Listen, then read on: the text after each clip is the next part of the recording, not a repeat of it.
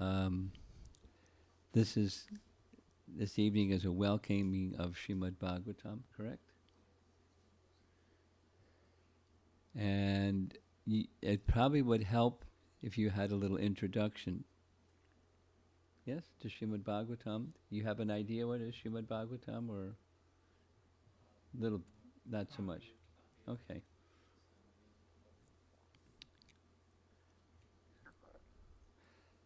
Let me do a little. I'm going to primarily speak to. There's others in the room, but I'll be looking at you a lot. That's okay.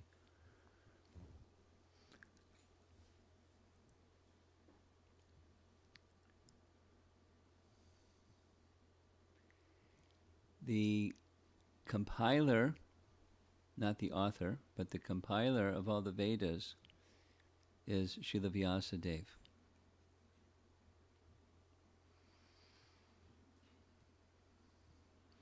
And I want to read a verse that's from Canto 1, Chapter 5. It's a verse that in all of these publications, there's a preface or an introduction, and there's a verse quoted in the introduction in every volume, and that's the verse I want to read. Canto 1, Chapter 5.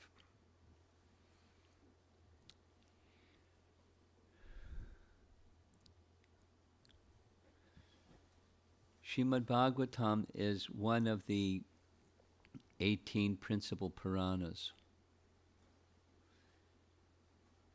Vyasadeva was a contemporary of Krishna and literary incarnation. There's some details of his being a Shaktivesh avatar. There's a movie Avatar, and there's a real avatar.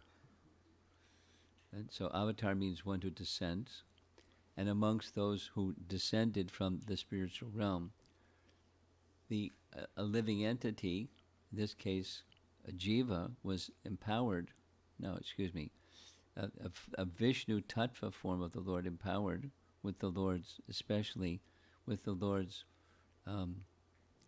literary potency. According to the Vedic conception, time moves in cycles, and some of those cycles are really small, and some of them are medium, some are big, and some of them are really big. So one of the larger ones is the day of Brahma. And each day of Brahma, there's 1,000 smaller cycles, the 4 yugas cycle. Satya, Treta, Dwapara, and this one, Kali. And at the end of each Dwapara Yuga, someone takes the post, because it's a post, of Vyas, to compile the Vedas. Because in the other 3 yugas, there's no need for things to be written like in Kali Yuga. Rather, people had memories that were so strong that they could hear something once and remember that something once that they heard. Like instant playback. That kind of capacity. In the Vishnu Purana, Parashara Muni speaks about the Vyas of this particular cycle of the 4 yugas. In this particular cycle of the 4 yugas, it's the same cycle of the 4 yugas when Krishna appears, the Krishna Dvaipayana Vyas. So once in a day of Brahma, there's 1,000 yuga cycles.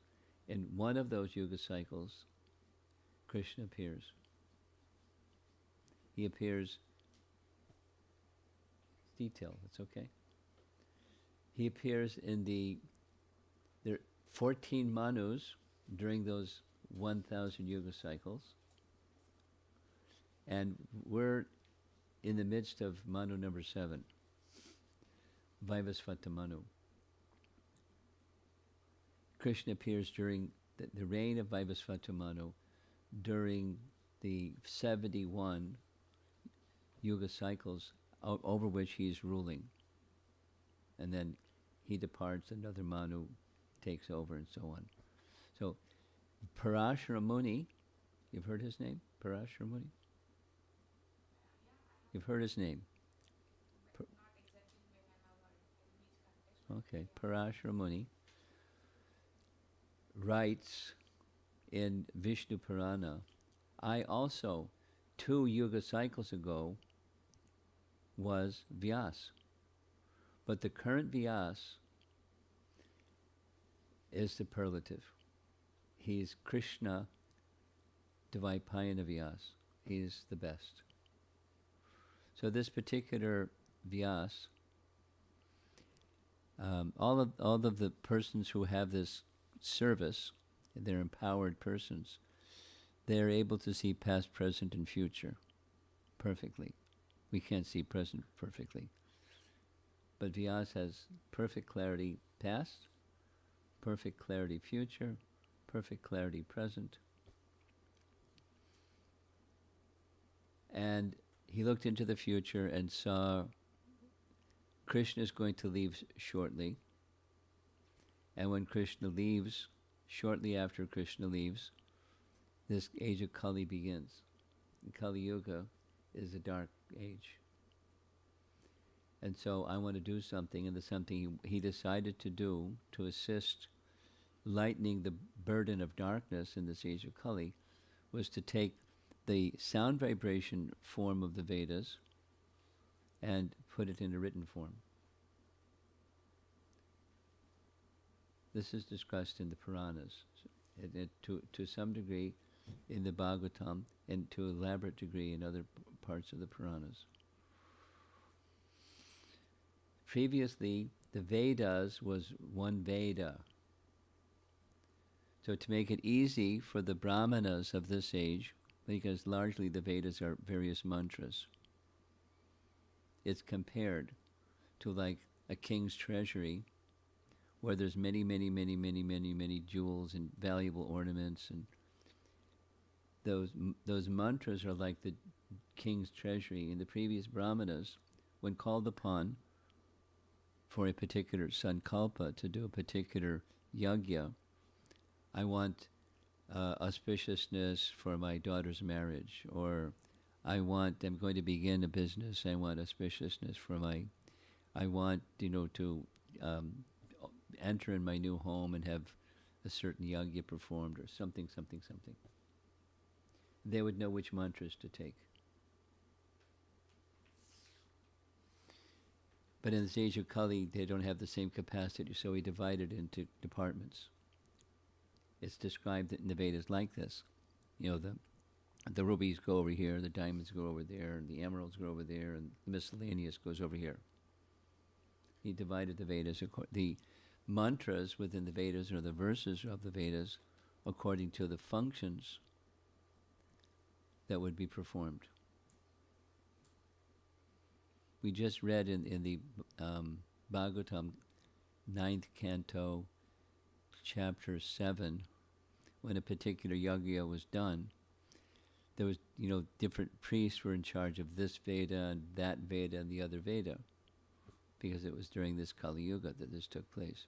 So before that it was one big Veda, and then there were some remaining verses. And the remaining verses became the same Veda were written in different Sanskrit, simplified Sanskrit, and put in the form of histories. And there's 2 categories of histories, the Puranas and the Itihasas. So Vyasadeva compiled all that. Just the purpose of the Puranas is to explain the 4 Vedas in the form of stories. The stories bring to light this teaching, that teaching, this message. It's all Vedic. It's just illustrating it in a history format. So when he finished compiling all of that, so the 4 Vedas, the Puranas, Mahabharata. He also composed himself Vedanta Sutra as a essence of all of that. So this is what's described in the, and as he divided the Vedas into four and the Puranas, etc., he entrusted one of his leading disciples to oversee and maintain it. And then they had their team, their assistant, other brahmanas, and so forth. And when he finished all that work, this exhaustive work, he sat back. This is Canto 1, Chapter 4, what I just narrated. So when you get to read, you'll know what's coming attractions. At the end of the chapter, as happens when you do something, supposing there's a project at work, or supposing you're cooking a meal for many guests and you want it, how did it come out? Natural. You're an artist. How did it come out? So he's a literary person. How did it come out? How was it? And he was feeling a pinch in his heart. Something's missing. Something's not right. And he was puzzled. Why is that? That's how chapter 4 ends.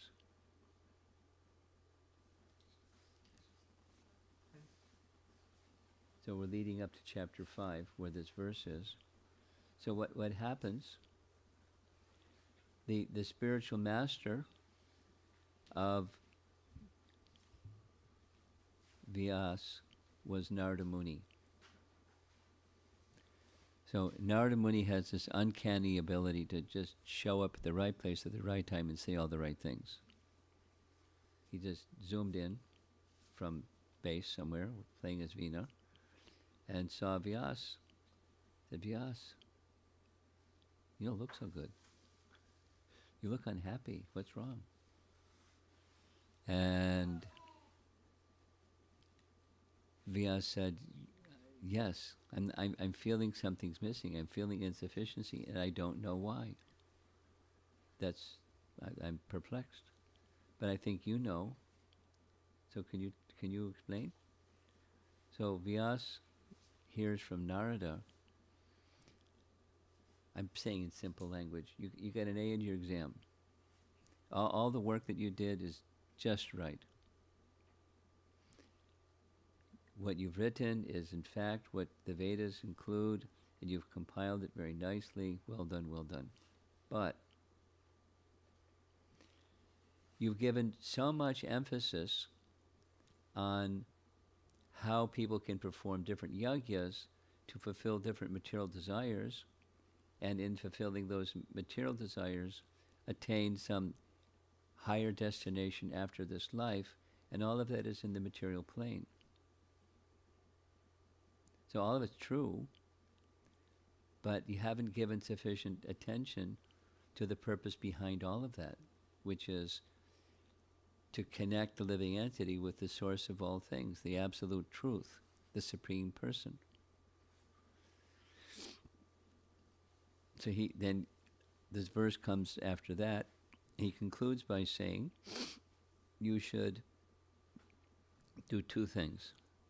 His instruction is, you sit down in a state of trance, samadhi, and second, that which you experience within, you rewrite the Bhagavat Purana and amplify and expand the verses that you've already written for the Bhagavat Purana, because he only wrote the essence of Bhagavat Purana, not the full 18,000 verses.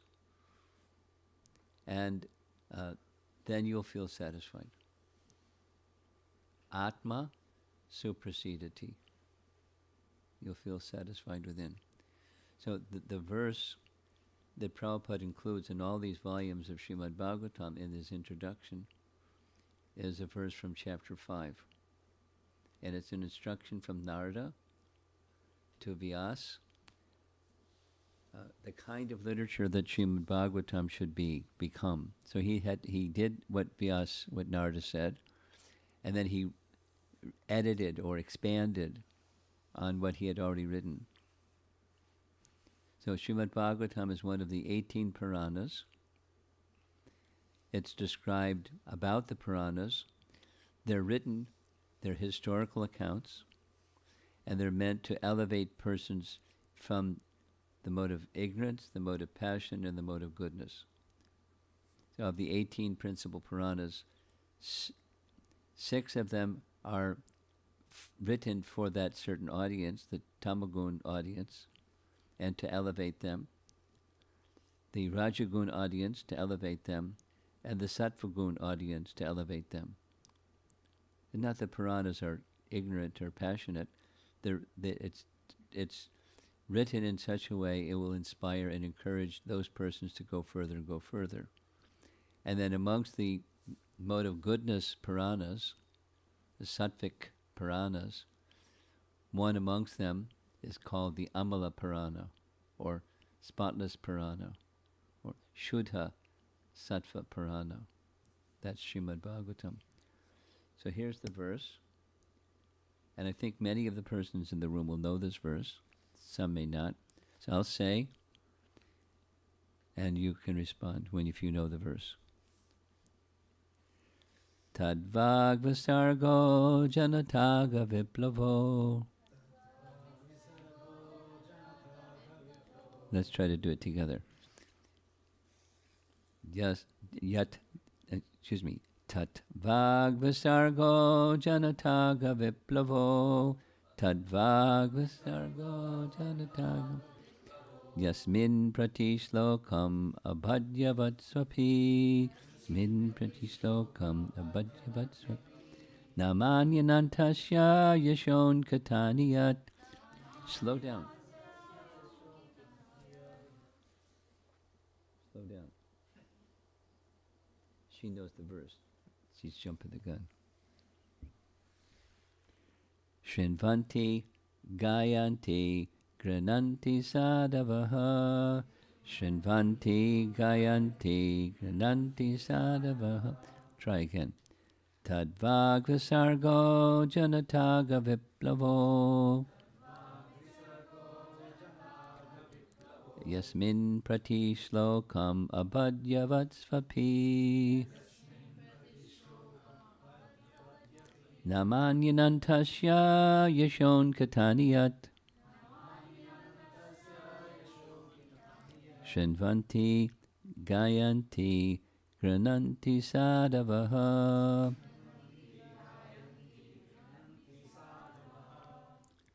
So the previous verse,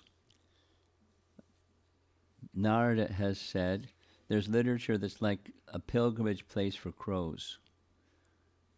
You know, crows go where there's garbage. I mean, in India it's very common. But, you know, it's not so common in the West. You don't have so many crows. You don't have so much garbage lying all over the place. But crows go to that place. So literature where it attracts people of the lower modes of nature. There's another kind of literature. Then this kind of literature, on the other hand, that literature which is full of descriptions of the transcendental glories of the name, fame, forms, pastimes, etc., of the unlimited Supreme Lord, is a different creation, full of transcendental words directed towards bringing about a revolution in the impious lives of this world's misdirected civilization. That's the Janata Agha Viplava. Janata Agha Viplava. Just like there's a Janata party in India, right? Yes? Janata means like people in general. The People's Party. Right? Janata. What's that? They are. Okay. So the Janata party. So here it's the people in general. And Prabhupada has embellished it a little bit the misdirected,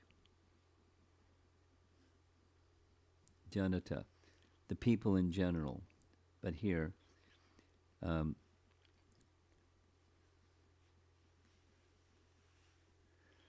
the world's misdirected civilization. And then Janata, Agha, we know what that means, sin. Janata Agha. And Viplava means kaboom, explosion, revolution, a change, a dramatic change. Janata Agha Viplava. So this literature, Tad Vag is speech. Visarga means creation. Sarga, Visarga. This literature, when it's created, is meant to bring about a revolution in the impious lives of people in general, the world's population, the world's misguided civilization. It's meant for that purpose. Prabhupada liked that verse. He also liked the vision, and he was a bit of a revolutionary. And he was, it was a quiet revolution. It wasn't with guns, but it was with consciousness. And the consciousness revolution is through sound. Now, he would speak strongly many times, but, he only spoke the message of the Vedas, but he spoke it strongly. And his vision, I'll just go step back a little bit.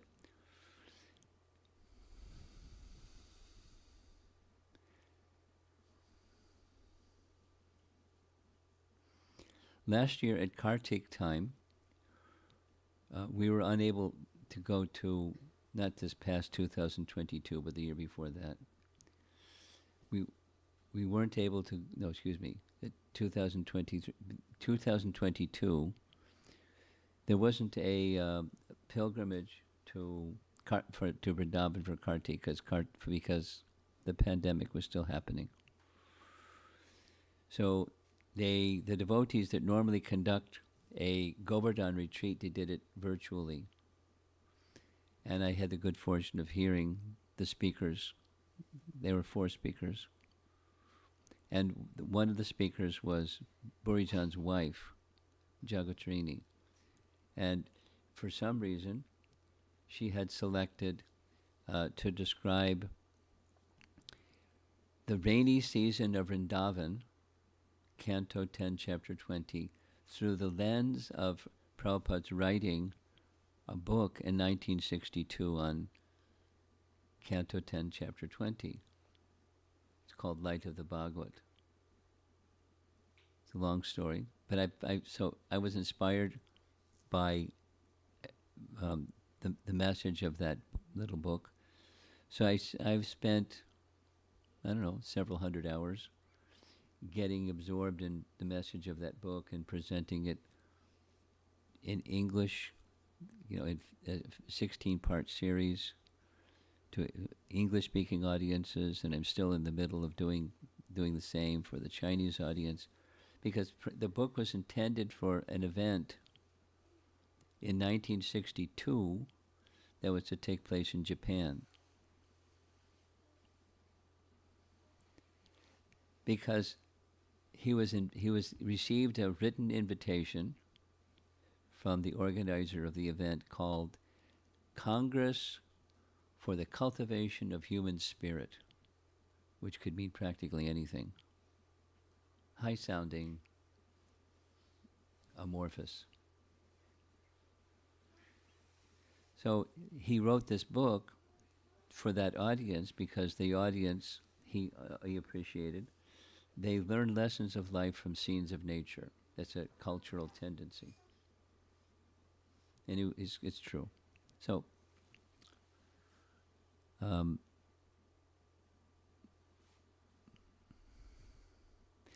in that book of 1962, the reason for bringing this up, Prabhupada had a vision.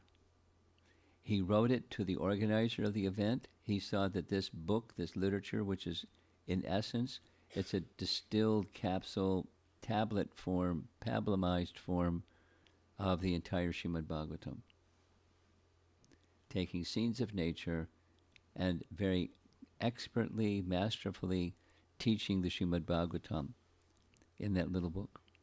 And he was very clear to the organizer, I'm looking forward, I'm seeing this as an opportunity for the intellectual people, educated, high-minded people of the world to come together and help bring about a transformation of the consciousness of the world. I mean, he was a powerful person, sitting in a little room in a place near Keshigat as a sannyasi with nothing. I mean, no material resources, didn't have a typewriter, didn't have water in his room, didn't have a toilet in his room, didn't have any money, it didn't have anything. 4 walls and a vision. And, his vision was Janata Agha Viplava. My sense is that's why he chose this as the introduction verse, because that was his mood. And anyone that reads his writings, listens to his recorded lectures, what to speak of, had the opportunity to be with him, very dynamic, very visionary, very powerful, gentle, at the same time very powerful, with a mission. His mission was take the message of Srimad Bhagavatam and create a revolution in the impious lives of the world's misdirected civilization. The world was his audience. Phew. It's a big world. And, one little sannyasi. And he did it. And he did it through the Srimad Bhagavatam. So, inviting Srimad Bhagavatam to your home, expect an explosion to happen. Not that your bookcase is going to blow up, but the misdirectedness that we're carrying inside us because we've been born into and conditioned by worldly conceptions.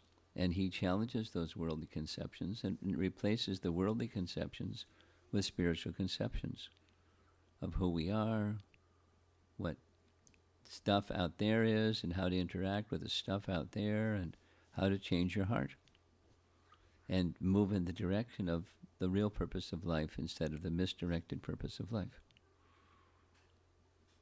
So I'm going to read the part of the purport.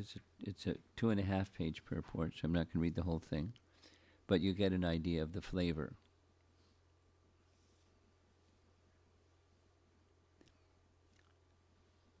Purport. It is a qualification of the great thinkers to pick up the best even from the worst. It is said that the intelligent man should pick up nectar from a stock of poison, should accept gold even from a filthy place, should accept a good and qualified wife even from an obscure family, and should accept a good lesson even from a man or from a teacher who comes from the untouchables. These are some of the ethical instructions. It's Chanakya Pandit saying, by the way, not giving him by name, but it's a Chanakya Pandit sloka. These are some of the ethical instructions for everyone in every place without exception. But a saint is far above the level of an ordinary man. He is always absorbed in glorifying the Supreme Lord, because by broadcasting the holy name and fame of the Supreme Lord, the polluted atmosphere of the world will change. And as a result of propagating the transcendental literatures like Srimad Bhagavatam, people will become sane in their transactions. Very simply expressed. While preparing this commentation on this particular stanza of Srimad Bhagavatam, we have a crisis before us. Our neighboring friend, China, has attacked the border of India with a militaristic spirit. We have practically no business in the political field, yet we see that previously there were both China and India, and they both lived peacefully for centuries without ill feeling. The reason is that they lived in those days in an atmosphere of God consciousness, and every country over the surface of the world was God-fearing, pure-hearted, and simple, and there was no question of political diplomacy. There was no cause of quarrel between two countries, China and India, over land which is not very suitable for habitation. And certainly there is no cause for fighting on this issue. But, due to the age of quarrel, Kali, which we have discussed, there is always a chance of quarrel on slight provocation. This is due not to the issue in question, but to the polluted atmosphere of this age, Systematically, there is propaganda by a section of people to stop the glorification of the name and fame of the Supreme Lord. That's in italics. Therefore, there is a great need for disseminating the message of Srimad Bhagavatam all over the world. It is the duty of every responsible Indian. There's a few Indians in the room here. I hope some of you are responsible Indians.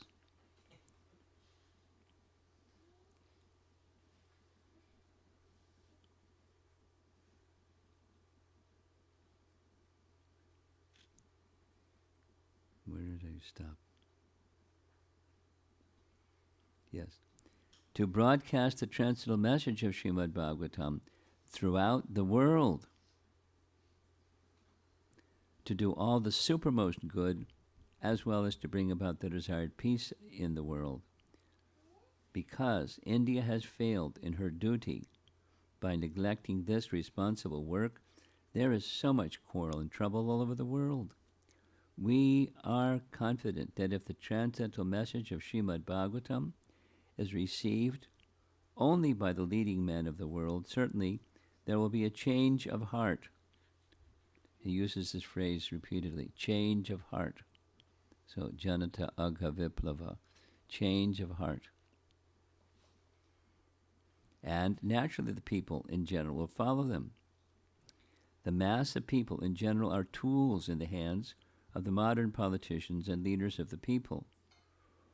This is the quiet revolution. He's there not rattling his saber, he's rattling the Srimad Bhagavatam's message.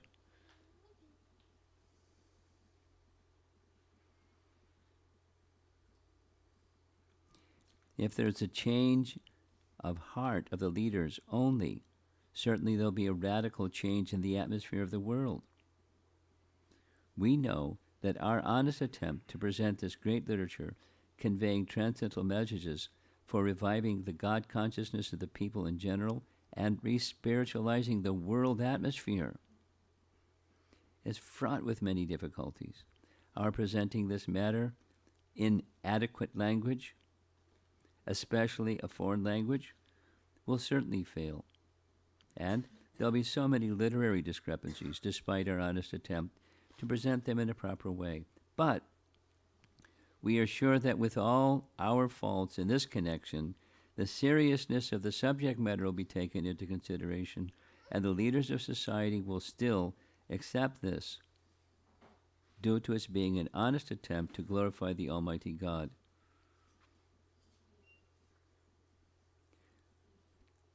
When there's a fire in a house, the inmates of the house go out to get help from the neighbors who may be foreigners, and yet, without knowing the language, the victims of the fire express themselves, and the neighbors understand the need, even though not expressed in the same language. The same spirit of cooperation is needed to broadcast this transcendental message of the Srimad Bhagavatam throughout the polluted atmosphere of the world. This is the quiet revolutionary.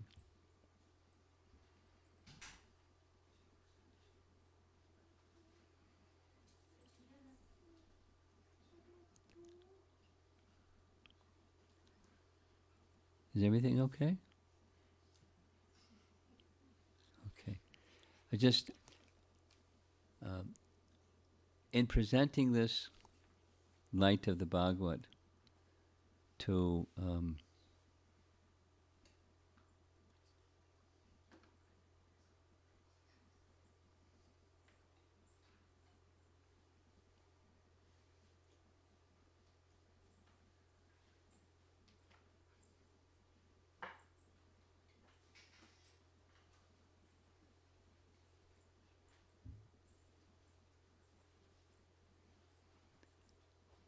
the child is lost without mommy. What to do?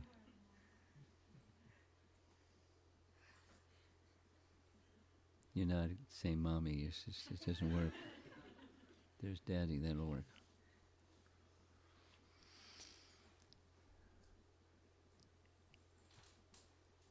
A little going back to light of the Bhagavad, because this is the Srimad Bhagavatam. So, in this light of the Bhagavad that has 48 verses, which Prabhupada calls them chapters.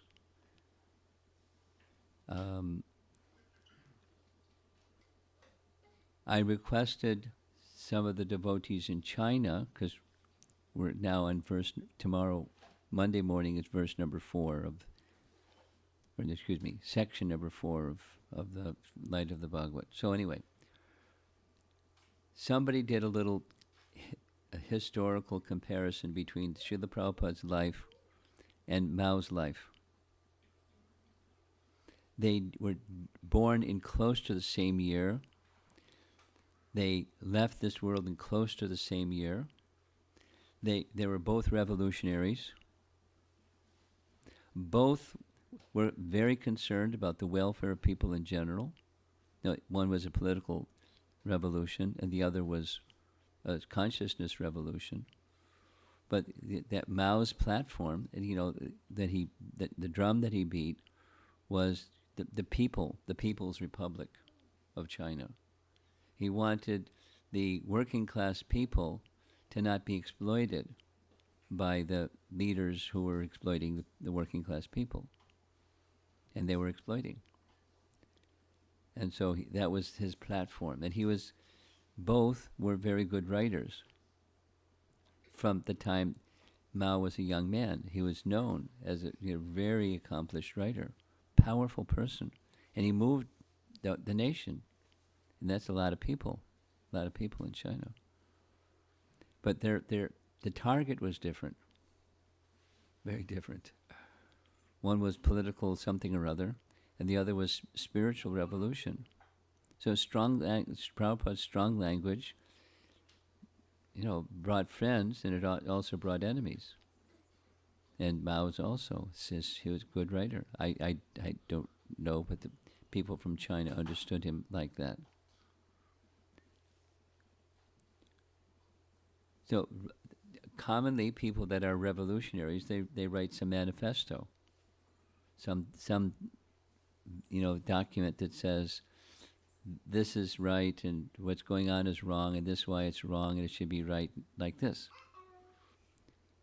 So that's what Prabhupada is doing here. The status quo is not okay. There has to be a change, and change of consciousness, not necessarily change of government, but change of consciousness.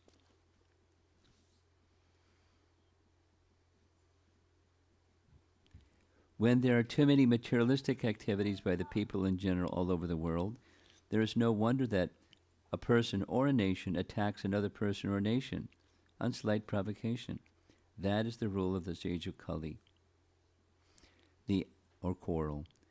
The atmosphere is already polluted with corruption of all description, and everyone knows it well. There are so many unwanted literatures full of materialistic ideas of sense gratification. In many countries, there are bodies appointed by the state to detect and censor obscene literature. This means that that's referring to the previous verse, the pilgrimage of crows literature. The people in general want to read, that is a natural instinct. But because their minds are polluted, they want such literatures. Under the circumstances, transcendental literature like Srimad Bhagavatam will not only diminish the activities of the corrupt mind of the people in general, but it will also supply food for their hankering after reading some interesting literature. Anyway, so he goes on. The Srimad Bhagavatam is wonderful. I'm very happy that somehow it ended up in your home. And it's going to take a while to go through it because the number of pages is substantial. But if you make a habit of hearing the message of Srimad Bhagavatam and discussing and, with your little one, the stories, learning the stories, because like Ramayana, it builds character. And that's something that's very much lacking in the world today. People have information, but not much character. Problem. When you have knowledge without character, it's a problem. So emphasis upon character building and character directed towards the purpose of life, the mission of life. So, a young child isn't so much going to understand the pages of Srimad Bhagavatam, but the stories they're wonderful. And the Krishna book tells it in language that makes it easy for children. And even there's a devotee team headed by a mother of two PhD graduates from Oxford University that she spent their childhood homeschooling them by absorbing in Srimad Bhagavatam. You know that about that at all? You've heard of homeschooling? You've heard about it. You've heard about it. Let me tell you a little bit about it. I'm kind of like an advocate of homeschooling. It's not for everybody, but it's nice. So there's a family that lived in Boise, Idaho. It's kind of like not, the hubbub of everything. They had two boys. Husband, wife had two boys. She believed very strongly that they would need a college education. At the same time, she didn't believe strongly that the modern education system was going to build character in her boys. So she did homeschooling. The academic parts, she looked after. There's textbooks for that. But the staple, the bread and butter or the chapatis and dal, was Srimad Bhagavatam. And they grew up reading Srimad Bhagavatam. Her two boys. Both of the boys, when they were still teenagers, got full scholarships at Oxford University because their lights were on. And they got their PhD. And they're now both professors of really good character. From Srimad Bhagavatam. She attributes it to Srimad Bhagavatam. So, with that conviction, she's now working with a group of people to have a childrenized, illustrated, really simplified version of the entire Srimad Bhagavatam, not just Krishna book, but the entire Srimad Bhagavatam for small children, in language and things that they can read. So if that's of interest when your little one gets to be of age that they can hear and understand, and maybe even just sit and hold the book, and you hold her in your lap and you put the book in front of both of you and read from the book, and she'll learn the stories. And she'll, what's your favorite story? She'll want to hear the same story 100 times, no problem. And can tell you the whole story in her sleep. So it becomes, something that a person, a soul, can carry inside. And then as their language skills get greater, they have the full Srimad Bhagavatam to bring about a revolution in the consciousness of the misdirected modern civilization. You bringing a child into the world is wonderful, but the world that we're in has some problems.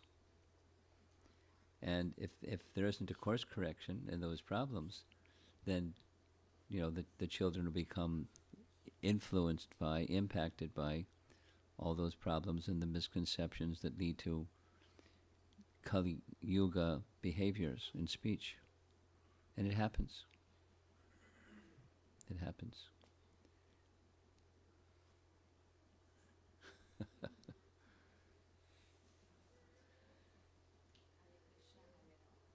Huh? She will also sing one day Hare Krishna, Hare Ram nicely. Yeah? Yeah. Yes, this is my motive. Very peaceful little child, Yeah. I must say.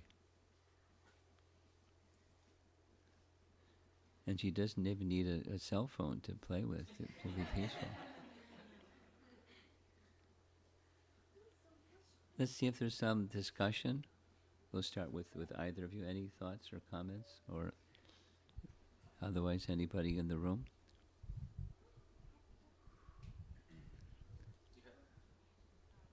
No, nothing yet. Nothing yet. We are just glad that you are here. It felt so, we are so immensely happy that it feels like just like Krishna appeared in front of us. We are so happy to have you all in our home today. I could not sleep yesterday actually. When I heard that you're coming, I worked till 12 yesterday. I got up early, 4 o'clock. My husband said, are you still working? Take Very rest. good. And I did Well, feel I'm that. happy to see Srimad Bhagavatam on your Yeah. bookshelf. You're happy to have us, and I'm happy to have Bhagavatam. Yes, Bhagavatam is Krishna only. So Pro- it's said in the scriptures that even if you don't read Srimad Bhagavatam, please do read it, but even if you just keep the Bhagavatam on your shelf and offer respects to the Srimad Bhagavatam, then enormous punya will come to you by just that. And if you open the book and then read one page, you know, develop an idea, as your circumstance permits, to some regular hearing of the message of Srimad Bhagavatam per day. There's online things going on all the time, but since you have the book, you read the book, some verses or pages or something, and you do it. It's little by little, little by little, and little by little, and little by little, something happens. That's what Prabhupada is describing here happens. Janata Agha Viplava. The misdirected tendencies that come just from being in this world, they change. Something happens inside. So the inside changes. The world doesn't necessarily change, but the inside changes. And as that happens with you, then it's going to happen with your little one. And you'll have more visits, more sleepless nights, getting ready for your visitors, and you can look forward to all of that. Anything? Yes? Clarification question, Guru Maharaj. So, with what you just said, that Parashar was Vyas in one of the previous lives. Yes. So, looks like Vyas is a position, Yes, it is. just like Brahma or Indra. Yes. And similarly, I think from your Ramayana recitation, I remember that Valmiki is also a position. Is that right? I'm not sure that's right. I'm not sure it's not right, but I'm not sure it's right. Okay. So is there a mention of, is there a position of Vyas every yoga cycle? Yes. Okay. Yes. In fact, it's described that Ashvatthama becomes the Vyas in the next yuga cycle. Ashvatthama did bad stuff, but he underwent austerity and became purified. So that's what it's said in the Puranas. Anything else?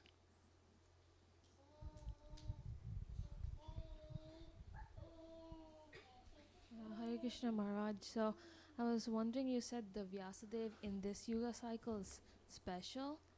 Yes. Yes. So Special in this sense. He's Krishna Dvaipayana Vyas. Parashar is not Krishna Vyas. Our present Vyas in this present Yuga cycle, Krishna Dvaipayana, he's specifically empowered. So what does that exactly mean? What does that exactly mean? He's Krishna empowered. We're empowered just to do anything, to walk across the floor. to breathe. That can be taken from us. The power to do anything and everything comes from the source of everything. But specifically, our present Vyas is empowered by Krishna in a very special way. This is what Parashara says. He says, I also, but this Mahabharat of Vyas is superlative. There's different Mahabharats because they're just histories. Hope it doesn't go into the mouth. Watch out. Okay. I just Yes. that More? sounds- No, I was just wondering, like, that answers the question, but Krishna Dwapniya, does that, like, that Sanskrit, does that mean that he's empowered? Like, is Yes, that it the means that's what it means. Oh, okay, It's that's what it meant to means. indicate he was empowered by Krishna directly. Okay, that's the Sanskrit. Dvaipayana has to do with the manner of his birth. He was born on an island, a dvipa. Oh, You know the story? no. Here's the story. Mahabharata stories go back many lifetimes. So I won't go back many lifetimes. But there was a woman who from her previous life ended up taking birth in the belly of a fish. A woman, a human woman. And a fisherman caught the fish. And when he opened up the fish, he found a child, a female. And he accepted that child as his child. So he named her Matsya Gandha. Matsya, the fish incarnation. Gandha means fragrance. She smelled like a fish. That was her name. And Hare Krishna. And he, the fisherman, the father, thought, if my daughter engages in a service of ferrying the boat across the river, one day, maybe, a good fortune will come and she'll carry a sadhu across the river and she'll get some benediction, some punya points from ferrying the sadhu across the river. So that he engaged her as a boat lady. One day, Parashara accepted her boat to cross the river. And as they were crossing the river, Parashara was doing some astronomical calculation, astrology calculation, and he calculated that an incarnation of the Supreme Lord is just now going to appear. So he requested Matsya Gandha, would you like to be the mother of an incarnation of the Supreme Lord? And she said, well, because I can be the father. And she said, we're not married. It's not possible. And he said, don't worry. This, if you accept this proposal, then your virginity will not be lost. And she said, well, all right, but I'll be walking around pregnant for some number of months. He said, don't worry. This pregnancy will happen almost instantly, and the child will be born. No one will know. No one will notice your pregnancy. And she looked around and said, but we're in the middle of the river, and everyone's going to see. He said, don't worry. By my mystic power, I'll make a dvipa, an island, and no one will be able to see the island. No, she had faith in Parashara Muni, and so the answer was yes. And they went to that island in her boat, and the island, she produced a child. The child was in a mature stage at birth. It was like, kind of mystical. And that this was Vyas, the son of Parashara Muni and Matsyagandha. So Matsyagandha got 3 benedictions from Parashara and 2 from Vyas. The 3 from Parashara was, you'll smell nice. And the second is that you have as a son a king. And the third is you'll look very beautiful. So her features changed, her fragrance changed, and she's a benediction later in her life. She's going to become the mother of a king. And then Vyasadeva gave her the benediction that whenever you need me, I'm going to go now because I have service to do. But whenever you need me, just call my name and I'll be there. It's like a song, right? And Vyas left and Parashar Muni left, and Matsyagandha, Parashar gave her the name Satyavati. Her name changed because now she's smelling different. She's not Matsyagandha. She went back, Daddy, guess what happened today? And he saw what she looked like and smelled the fragrance, because the fragrance was going all over for a long distance. So he believed what she said, that her son would become a king. And then later, that was kind of the difficulty with when the son Tanu wanted to marry Satyavati, the father said no. Anyway. So Parashara writes in Vishnu Purana that this composition of Mahabharata, of this present Vyas, my son, I was also Vyas 2 yuga cycles ago. This means he lived for a long. There's Chiranjivas. There's some living entities that live for a long time. So Parashara is one, and he was previously in that post. So back to your question, where is he? It's a post. Parashara occupied the post. And then this is Krishna Dvaipayana Vyas. So there's 2 adjectives. Parashara wasn't Krishna incarnation. Our present Vyas is Krishna incarnation. Thank you, Maharaj. Okay. Yeah. This is all, it's a little bit combination of Mahabharata and Puranic stories. Yeah. So, Maharaj, in continuation of her. You want to speak into the microphone? Yeah. Thanks. In continuation of her question, the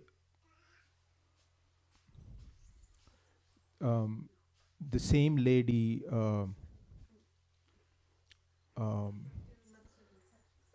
Satyavati was able to get married to Shantanu later on is because although she was married to Parashara Muni, but because She wasn't married to Parashara Muni. They were not married. So this was just She by the just mystical. became the mother. Okay. They were not married. There was no ceremony in marriage. She just became the marriage of an instant manifest, fully adult form Vyas. A service to the Supreme Lord performed by Parashara and her. Okay. That's since she was not married, she was able to marry Yes. Shantanu later Yes. on. Okay. Okay. The other question I But have. she didn't disclose that event to anyone except Bhima. Excuse me, Bhishma. She disclosed it to Bhishma. Others she didn't disclose. It's like Kunti didn't disclose about Karna. Get it? Yeah. And she wasn't married, and it's not same, but similar. The other question I have, Maharaj, is in comparison to Vedas, Srimad Bhagavatam is much simpler version to understand for common people of this age. But yet, in my own experience and observation and my reading and study, that there are certain sections in Srimad Bhagavatam that require a lot of deep understanding and maybe even guidance and coaching. and require a leap of faith to deal with those sections. One is Canto 5, and there are many other sections. Now, when we are reading Srimad Bhagavatam, it's wonderful, but when you get to those sections of Srimad Bhagavatam, what is the best way to deal with that situation or those sections of Srimad Bhagavatam? Just with folded palms, you say, I don't understand all this. And, you can just skip it. Those sections that are cosmology sections for persons that are not inclined, you can skip it. But there are 10 topics in the Bhagavatam, and that's one of the 10 topics. And it's there because it's a comprehensive text. And if you don't understand it, it's quite okay. You can still go back to Godhead and without understanding fifth canto or Vedic cosmology. But there are persons who really love it. And those who there's some that hate it, but there's those that love it. It strengthens their faith in the Srimad Bhagavatam and the Vedic texts. I know some people that are like that, without naming names and circumstances. Some people, it's really convincing, compelling. And, it's not without a challenge to understand it for such people. They're very, mathematically inclined kind of people and so forth and so on, conceptually inclined people. They love it. In my private space, the way I have dealt with it up until now is the way I take it is I may not be able to understand it today, but one day I will be able to understand it. Okay. Yeah. Let's go to there's a nice section in Rupa Goswami's writing of Lalita Madhava. Lalita Madhava is a very elevated literature in the sense that it's describing Krishna's pastimes in Vrindavan, Krishna's pastimes outside Vrindavan, in a very unique way. And there's details and details and details that are not found in the Bhagavatam, but Rupa Goswami is writing them because we have faith in Rupa Goswami, we have faith in his writings. And in the text, there's discussion between Gargi. This is just one example I like. Gargi is the daughter of Gargamuni. Who's Gargamuni? Gargamuni is the astrologer that performed the name-giving ceremony for Krishna and Balaram. He lived in Mathura. And he was he was understood to be a self-realized person and particularly skilled in astrology. So he was called upon to do the name-giving ceremony for Krishna and Balaram and many other things. And he had a daughter named Gargi. So Gargi is having a conversation with Purnamasi. Who's Purnamasi? Purnamasi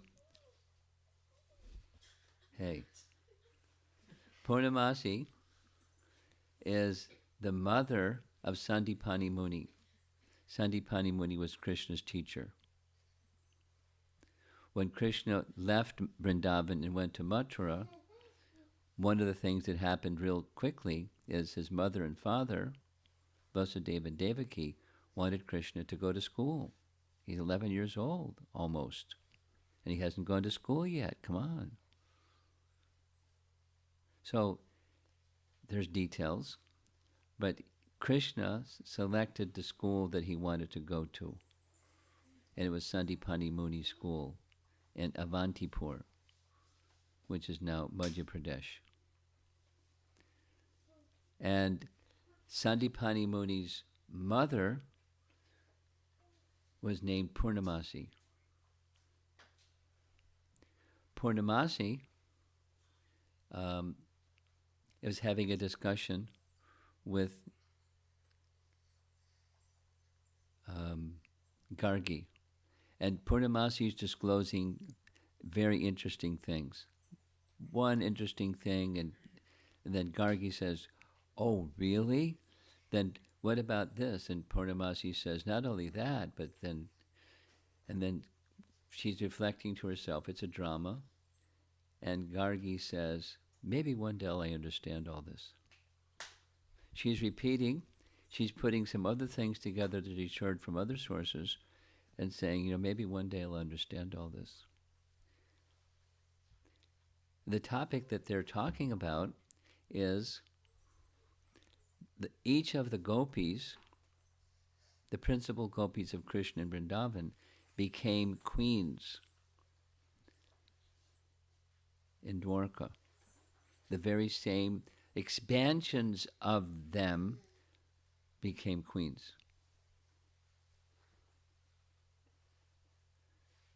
Maybe one day I understand these things. So it's not just, cosmology stuff.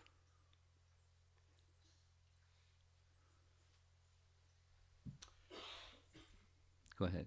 Guru Maharaj, what was the name of the book that you mentioned in one of your lectures, actually more than one of your lectures, where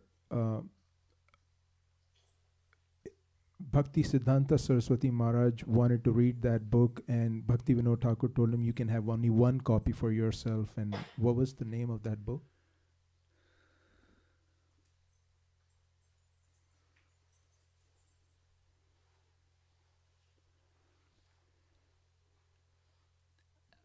There's two possibilities, and my memory is not clear on which of the two it is, so I'm not going to say, but I'll get back to you on that.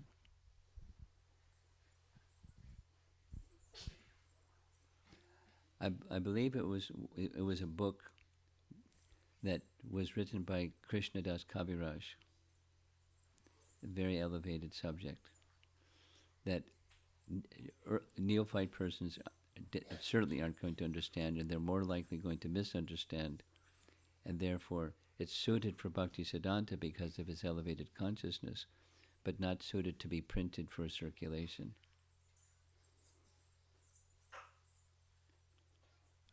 That's my memory. A book by Krishnadas Kaviraj. So rather than say the name, because people will write it down and say, I want to get a copy of that one.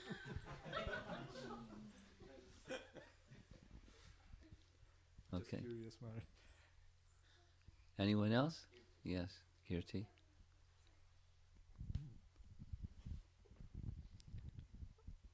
Maharaj, like the cycle of time, does Srimad Bhagavatam also advent every Kali Yuga? What do you think?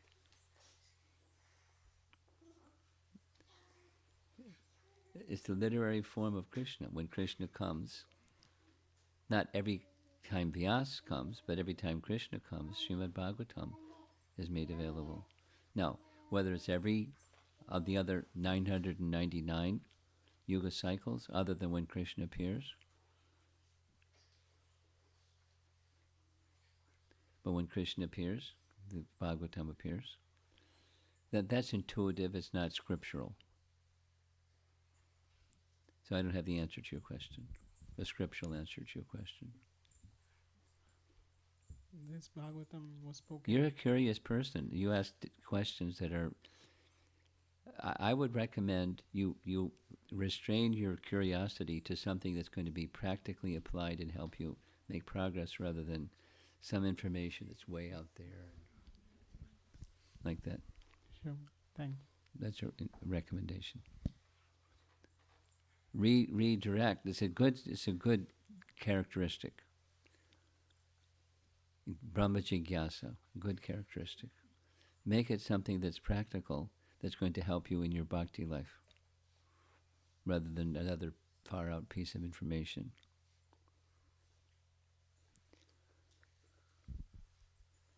We have something online. Look at this. I can pick up the energy over here.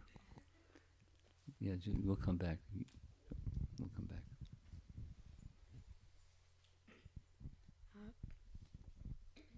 Question from Girivaradhari Das. Okay. Ashwadama was a Chiranjiva, but next Yuga cycle he was Vyasadev. No, Does wait a that- minute. Wait. Most Yuga cycles, he was Vyasadeva? Next Yuga cycle. Next Yuga cycle, He was Vyasadeva. he will become Vyasadeva. He'll be the jiva that's occupying that post. So does that mean he died and took another birth? No, doesn't mean that. Next. Okay. We have a question. Well, let's give this lady the microphone. Hand delivered.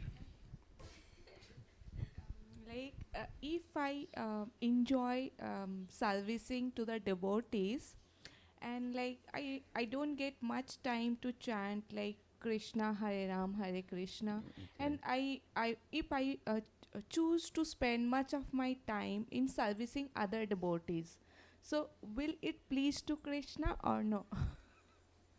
There's different levels of pleasing Krishna. Okay. So what you just said you do is, it's definitely pleasing to Krishna.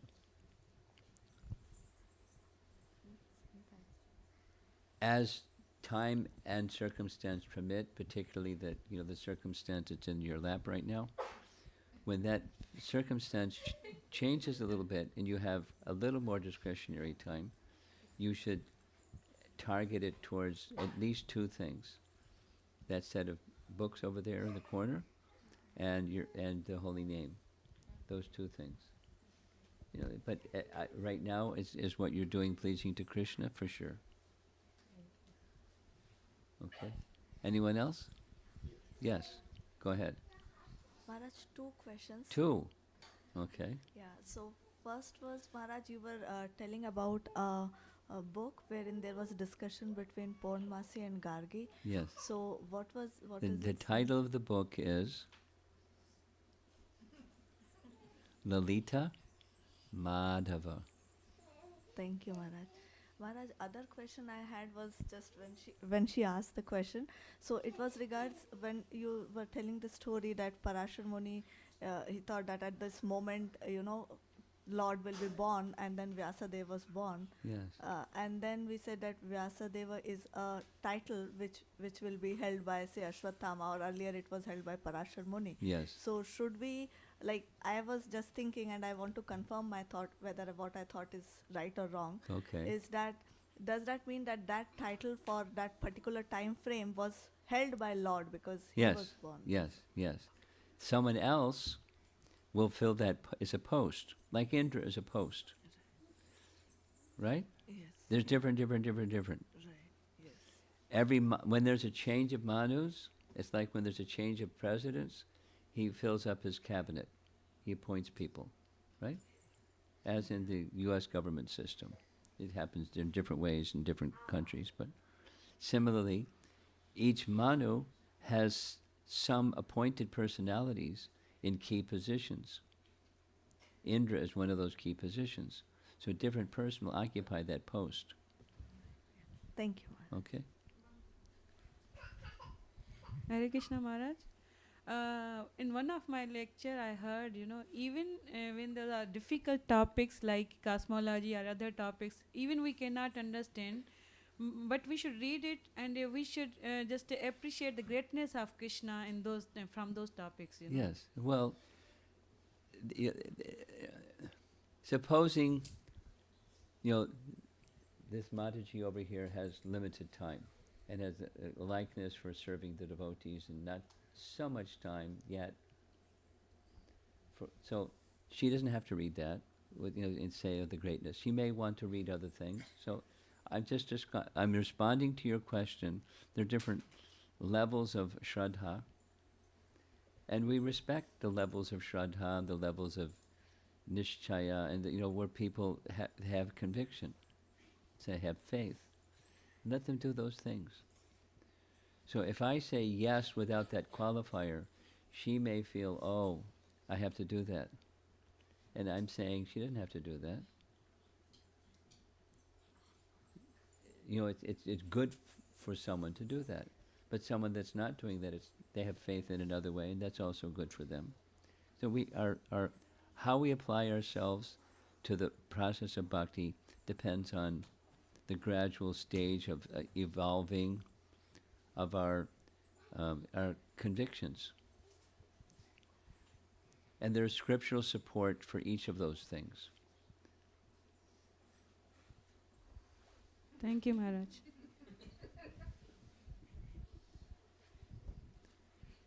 Anything else? It looks. Yes.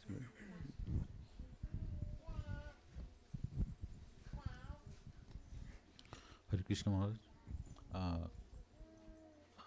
I was just thinking about the question Prabhuji asked about if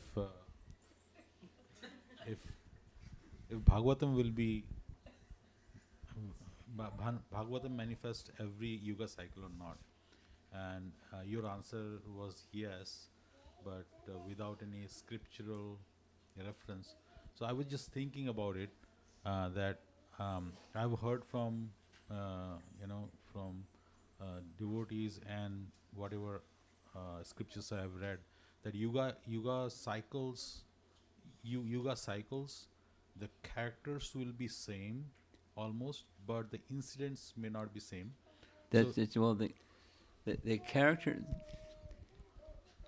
The bhava will be the same, but the details will not. Details will, yeah. So from if we believe that, then this incident of Bhagavatam manifesting is also going to be there for certain, right? That's what. Well, intuitively, it makes sense. Scripturally, I can't say yes or no. Okay, there's nothing. Okay. Okay, thank you, Maharaj.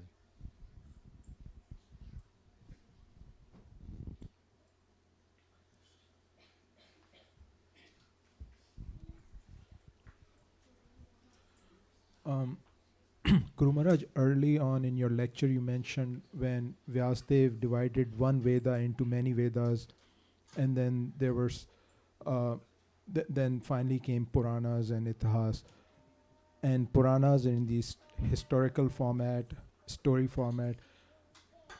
My question is, in the original Veda, before being divided into 4 Vedas and Puranas and Itihas, these Puranas were also in the story format there, or No. No? And that's my understanding.